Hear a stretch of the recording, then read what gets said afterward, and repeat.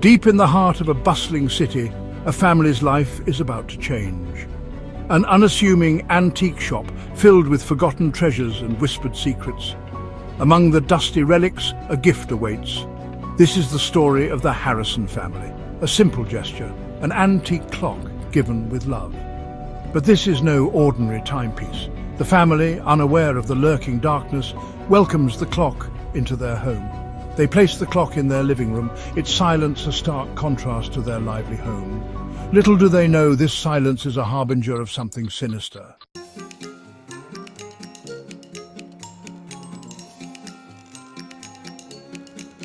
John, ever the pragmatist, admires the craftsmanship. Mary, drawn to the clock's antique beauty, sees a piece of history.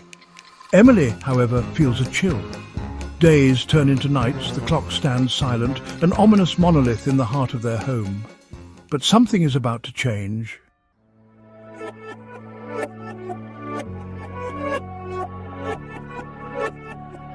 One evening, as shadows lengthen and the day surrenders to night, something impossible occurs. On the clock's face, where empty spindles once stood, two black hands appear. Their arrival is silent, sudden and terrifying. John, his logic shattered, stares in disbelief. Mary, her hand flying to her mouth, stifles a gasp of horror. The clock, once silent, now ticks with a deep, resonant thud. The family watches in terror, their happy home now transformed into a prison of fear.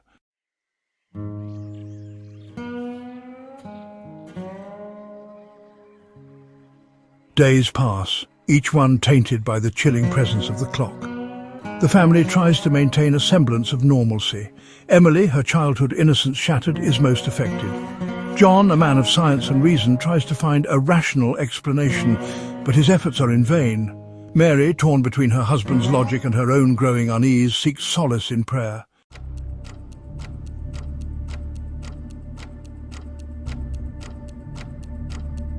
Strange occurrences begin to plague the Harrison household. Objects move on their own. Whispers seem to emanate from the shadows, chilling whispers that send shivers down their spines. Emily claims to see a shadowy figure lurking in the corners of their home. John dismisses it as nightmares, but Mary can't shake off the feeling that they are not alone. Tensions rise within the family. John, determined to remain rational, clashes with Mary's growing fear. The clock, once a harmless antique, has become a symbol of their impending doom.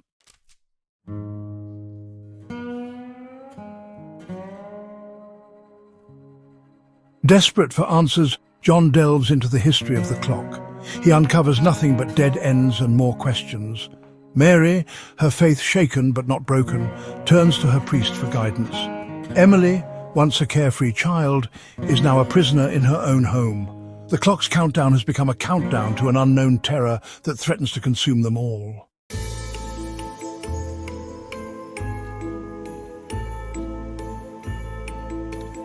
Driven to desperation, John revisits the antique shop where he purchased the clock. He hopes to find the previous owner, anyone who might shed light on its origins, its purpose. The shop, however, is locked, seemingly abandoned. He uncovers a faded newspaper clipping from decades past, a chilling tale of a family driven to madness by a mysterious antique clock. John and Mary, their hopes dwindling, return to the church. The priest, his face etched with concern, agrees to help.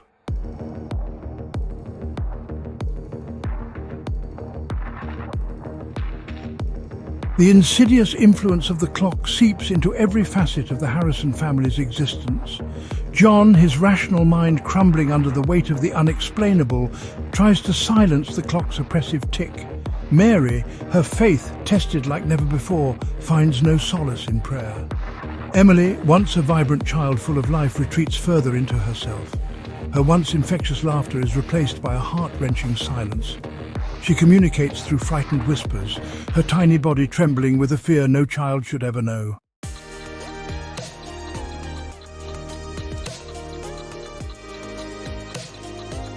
Driven by a desperate hope to break the curse, John throws himself into deciphering the clock's secrets. He scours antique books on horology, pores over ancient texts on the occult, searching for any mention of a clock with similar malevolent power. A breakthrough comes in the form of a faded photograph discovered tucked away in one of the antique books. It depicts a family from a bygone era, gathered around a grandfather clock that is identical to their own. John notices a detail in the photograph, a barely visible inscription on the clock face, partially obscured by shadow. He recognizes the language, Latin.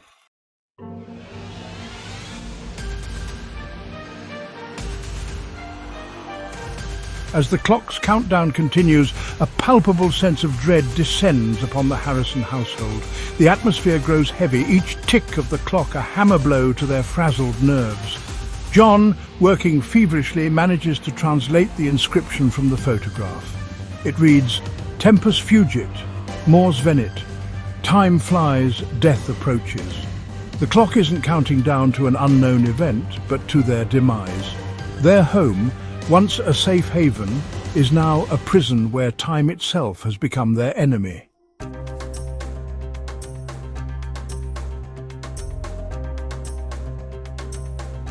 While researching the Latin inscription, John stumbles upon a glimmer of hope. Buried deep within a volume of ancient rituals and forgotten lore, he discovers a passage that describes a similar clock, a malevolent artifact used in a ritual to cheat death. The book speaks of a counter-ritual, a way to break the clock's hold and sever the connection to the shadowy realm it represents. Armed with this newfound knowledge, a sliver of hope pierces the darkness that has enveloped the Harrison family. The question remains, can they decipher the counter-ritual in time, or will they succumb to the clock's inexorable countdown?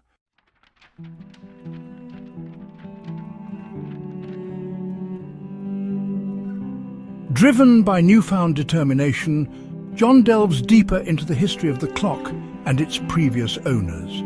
He uncovers a name from the newspaper clipping, Aleister Crowley, a wealthy industrialist rumoured to be obsessed with the occult. Following a trail of faded documents and cryptic journal entries, John discovers that Crowley owned a secluded estate on the outskirts of the city.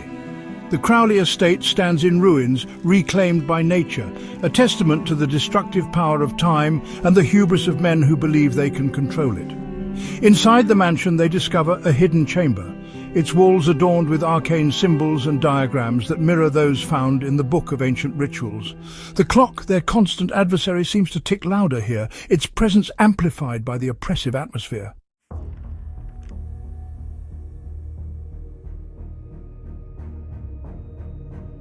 Armed with the knowledge gleaned from the ancient text, John and Mary prepare to perform the counter-ritual. They gather the necessary components, candles, incense, and a silver chalice, their hands shaking with a mixture of fear and adrenaline. Following the book's cryptic instructions, they arrange the candles in a specific pattern, their flickering flames casting dancing shadows on the walls.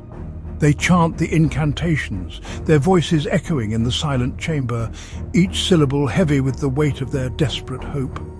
The air crackles with an unseen energy, a palpable tension building with each passing moment. John, his face pale but resolute, holds the antique clock above the silver chalice, his hand trembling. He recites the final incantation, a plea to sever the connection between the clock and the shadowy realm it represents. The clock's ticking, which has been a constant soundtrack to their terror, ceases abruptly.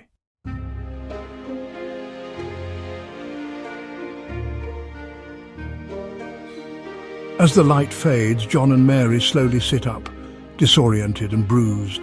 The clock lies on the floor, its black hands frozen in place, the countdown halted. A wave of relief washes over them, the oppressive presence that has haunted them lifting like a fog. They are free, but their ordeal has taken a toll. John reaches for Mary's hand, seeking comfort in her touch, but his fingers grasp only cold, unresponsive stillness. He looks at her, his blood turning to ice as he notices a strange pallor on her face, a lifelessness in her eyes. The clock may have stopped, but it seems time has exacted a terrible price. John cradles Mary's lifeless body, his heart shattered. He looks at the clock, its inscription Tempus fugit, mors venit, now glowing faintly, a chilling reminder of the bargain that has been struck. He had cheated time, but in doing so he has lost something far more precious. The silence in the chamber is deafening, broken only by John's sobs. He had walked into the lion's den to save his family, only to emerge victorious but utterly broken. The clock may have been defeated, but the victory feels hollow, the price of his defiance etched forever on his soul. John carries Mary's body out of the dilapidated mansion, the weight of his grief almost unbearable. The darkness of the Crowley estate clings to him, a chilling reminder of the forces he tampered with. He has stared into the abyss, and the abyss has stared back, leaving an indelible mark on his soul. The clock is gone, but its memory haunts John. He visits Mary's grave daily, seeking solace in her memory. The inscription, Tempus Fugit, Mors Venit, reminds him of the price of his actions. John's home, once filled with laughter, is now shrouded in silence. He tries to find solace in Emily's presence, but the trauma has left its mark. The clock's darkness lingers, a reminder of the fragile nature of time. John sits alone, realizing some wounds never heal. He has faced the darkness and emerged victorious, but at a terrible cost. He must choose to succumb to the shadows or live with the consequences of his actions. Forever haunted by the clock's countdown to a loss that has changed him forever.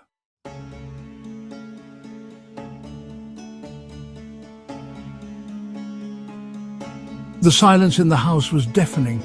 No longer did the ominous tick-tock echo through the halls, a constant reminder of the darkness they had faced. The absence of the clock's oppressive presence was a relief, a weight lifted from their souls. Yet, a new kind of silence had settled over the Harrison home, one filled with a profound sense of loss. Emily, her young mind struggling to comprehend the events that had transpired, slept fitfully. Her dreams, once filled with childish wonder, were now haunted by fleeting images of the clock's black hands and the shadowy figure that had tormented her. John watched over her each night, his heart aching for her innocence lost. Meals, once a time for family connection and laughter, were now somber affairs. The empty chair where Mary once sat, a constant reminder of the gaping hole in their lives. John, his appetite gone, pushed the food around his plate, his thoughts consumed by a grief that threatened to swallow him whole. He clung to memories of Mary, her warmth, her laughter, her unwavering faith, like a lifeline in a raging sea of despair. The house, once filled with her vibrant spirit, now felt cold and empty, a constant reminder of the cruel hand fate had dealt them.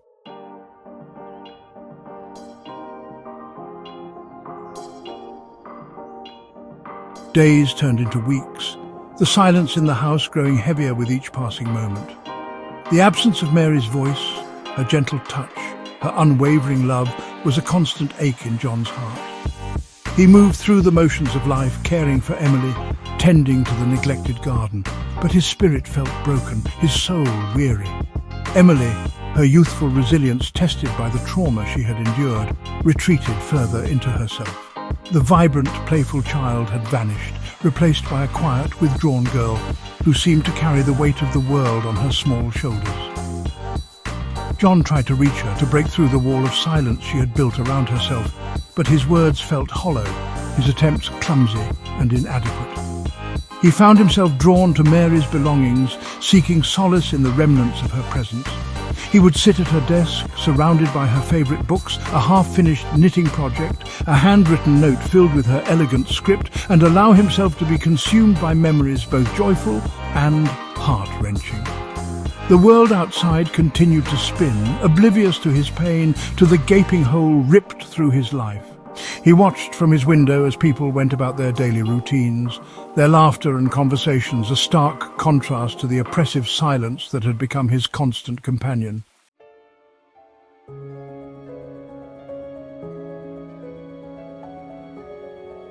One evening, as John watched Emily struggle to eat her dinner, a surge of protectiveness washed over him. He realized he couldn't let the darkness that had consumed Mary consume them both. He had to find a way to honor her memory, to protect the precious life that remained in their shattered family. He made a silent promise to Mary, a vow whispered into the empty spaces of their home. He would not let the clock's legacy of fear and loss define their future. He would find a way to rebuild their lives, to honor Mary's memory by embracing the joy and love she had brought into their world. He started small, focusing on the everyday moments, the simple joys that Mary had cherished. He encouraged Emily to talk about her mother, to share stories, to keep her memory alive. He filled their home with music, with laughter, with the vibrant energy that Mary had embodied. Slowly, tentatively, life began to return to the Harrison home. The oppressive silence lifted, replaced by the sounds of Emily's laughter, the melodies of Mary's favourite songs, the quiet hum of John reading aloud from her favourite books.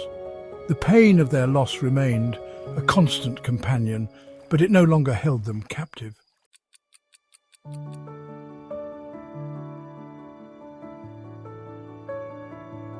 Time, the relentless force that had brought them so much pain, also offered the balm of healing. The sharp edges of grief softened, the raw wounds slowly scarring over. The clock, once a symbol of their terror, became a reminder of the fragility of life, the importance of cherishing each precious moment. He knew the shadow of their loss would always be with them, a bittersweet undercurrent to their lives. But he also knew that Mary's love, her spirit, would live on in their hearts, a guiding light in the darkness.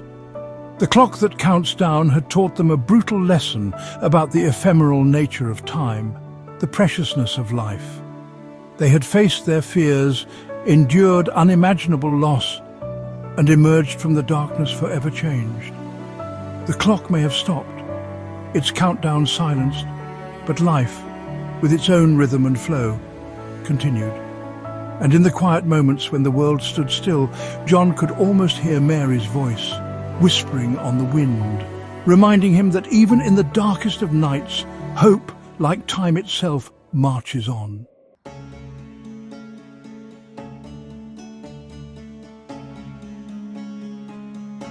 The Harrison family home was eerily quiet. No longer did the menacing tick-tock of the grandfather clock permeate the air, its absence a constant reminder of the ordeal they had endured. The silence, once a welcome respite from the clock's oppressive presence, now carried a different weight, a haunting emptiness that whispered of their loss. John, his face etched with grief and the weight of his experience, found little solace in the clock's silence. The shadows that had haunted him during their terrifying encounter lingered, a constant presence in the corners of his mind. The clock may have been silenced, but its impact on their lives continued to reverberate. Emily, her youthful innocence shattered by the events surrounding the clock, remained withdrawn and fearful. The shadows that had tormented her in her nightmares now seemed to follow her in the daylight hours, their menacing presence a constant source of anxiety. The joy and laughter that once filled their home seemed a distant memory. The clock, once a symbol of their impending doom, was gone, destroyed in the chaos of the counter-ritual. Yet its absence was not a victory, but a hollow reminder of the price they had paid, the sacrifices made in the face of unimaginable terror.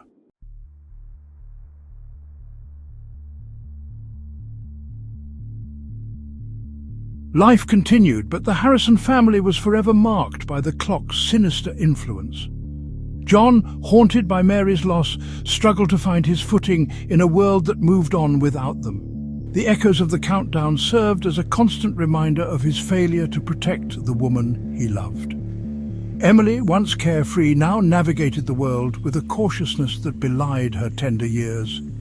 The trauma left an invisible scar, a reminder of life's fragility and the potential for darkness.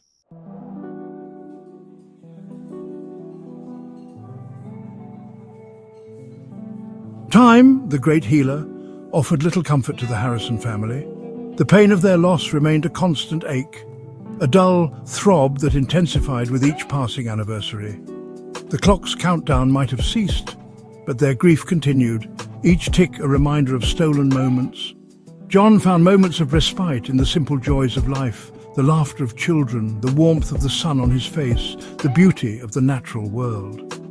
Yet these moments were fleeting, often overshadowed by the knowledge that Mary was not there to share them. Emily channeled her pain into her writing. Her stories reflected her inner turmoil, the echoes of the clock's influence woven into her imagination. Her words offered a glimmer of hope in the face of loss. The clock's silence was a constant reminder that time marched on. The world continued to spin, the seasons changed, and yet for the Harrison family, a part of them remained frozen in time, forever tethered to the moment when the clock's countdown had reached zero.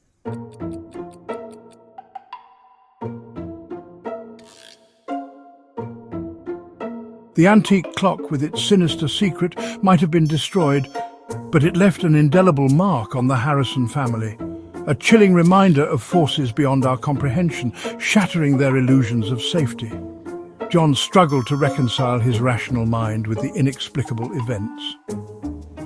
Emily found strength, her innocence replaced by resilience. The clock's silence was not an ending, but a beginning.